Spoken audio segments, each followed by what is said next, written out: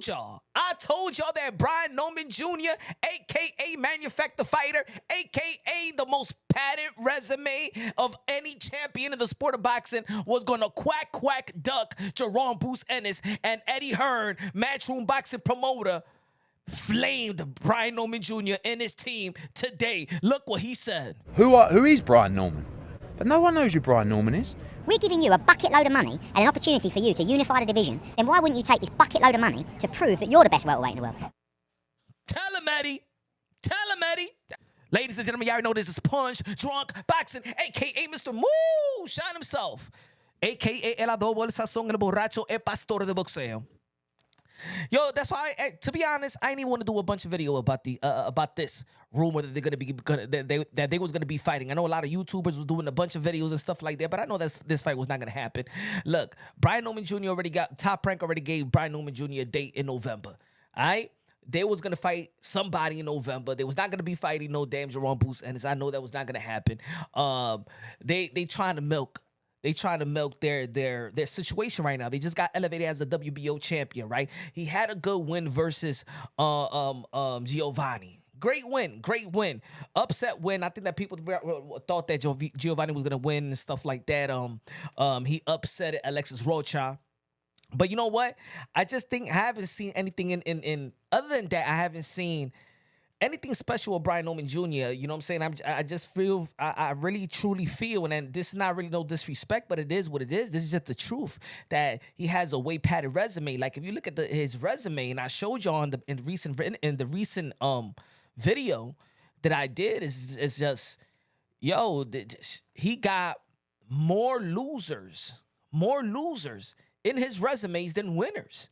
And I'm talking about his resume have guys like 2 wins and like 56 losses and 3 wins and 40 losses and things, exaggeration just like that, for real.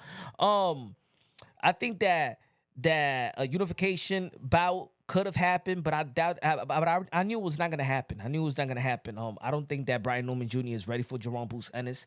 I think it's actually smart for them to get couple of easy fights in and milk being a champion, collect a couple of checks, and then go out for the big ones and things of that nature. So it is what it is, man. I knew this fight was not gonna happen. Jaron Ennis already been. I think they got mandated to fight Karen again. I got to see the fight out here in Washington D.C. Matter of fact, I saw Jaron Ennis that same day after his fight and congratulated him. And I also spoke to his dad.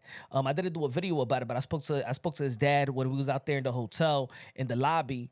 That was the same night that Gervonta Tan Davis beat Hector Luis Garcia. The same night that Rashidi Ellis lost.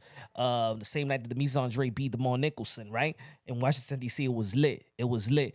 And a lot of people was out there also for Jaron Ennis, and he didn't get the spectacular win. But when I spoke to his father, he said that this is probably the most important fight because it really showed them what they got to do what they got to do back in the dungeon, go back to the drawing board and fix some things. So and his father said this is the best. This the most important fight that he needed this. So I actually want to see the rematch and let's see if he could captivate the imagination, the emotions of the boxing fans like he should have done out there in Washington D.C. and cut off the ring, do what he does best, and catch a body. So, but I know that Brian Norman Jr. was not going to be in the cards as well. I already thought that Brian Norman Jr. had a better opportunity to get a Teofimo Lopez fight than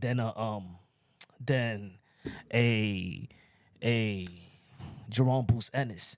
I think that probably he's going to be in the November 2 card. I believe so. I think that's going to happen. I think it's going to be a November 2 card. And they try to use Boots' name so everybody could pay attention to this upcoming fight.